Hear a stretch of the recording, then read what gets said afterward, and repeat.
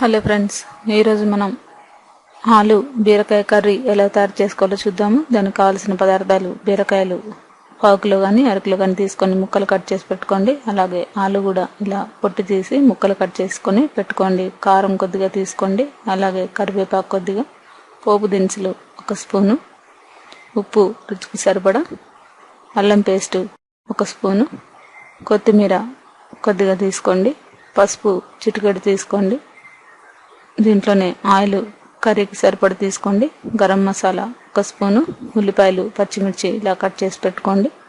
ముందుగా మనం ఆయిల్ని కళాయిలో 4 స్పూన్లు వేసుకున్న తర్వాత పోపు దినుసులు వేసుకొని, ఇలాగే మనం ఆలుగడ్డల్ని మెత్తగా ఉడికించుకోండి. కొద్దిగా దీంట్లోనే ఉల్లిపాయలు పచ్చిమిర్చి కరివేపాకు వేసుకొని మనం లైట్గా ఫ్రై చేసుకోండి. దీంట్లోనే అల్లం పేస్ట్ కూడా కొద్దిగా వేసుకొని, అలాగే పసుపు కొద్దిగా,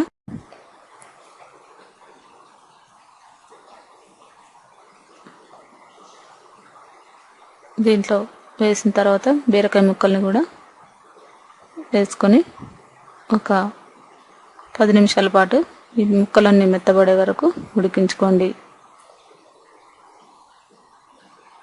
ఇలా మూత పెట్టేసి 10 నిమిషాల పాటు ఉడికిన తర్వాత ఈ కొద్దిగా మనం ఉడికించుకున్న ఈ ఆలుగడ్డ ముక్కలను కూడా దీంట్లో వేసుకొని ఈ రెండింటిని కూడా ఒక 5 నిమిషాల పాటు లో ఫ్లేమ్లో ఉడికించుకోండి. దీంట్లోనే సరిపడ కారం, ఉప్పు వేసుకొని ఇలా ఈ ముక్కలన్నీ కూడా ఒక 2 నిమిషాల పాటు ఉడికించుకోండి. ఇప్పుడు మనకి ఇవి మెత్తగా ఉడికిపోయాయి. దీంట్లోనే చివరిగా మనం గరం మసాలా పౌడర్,